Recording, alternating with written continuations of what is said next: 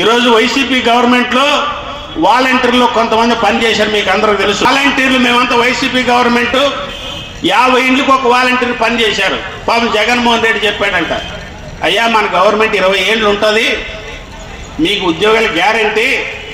అందులో ఆశపడి కొంతమంది చిన్న చిన్న ఉద్యోగాలు బయట ఉన్నోళ్ళు, అక్కడ ఉన్నవాళ్ళు, ఇక్కడ ఉన్నవాళ్ళు అందరూ వచ్చి ఊర్లు చేరుకున్నారు.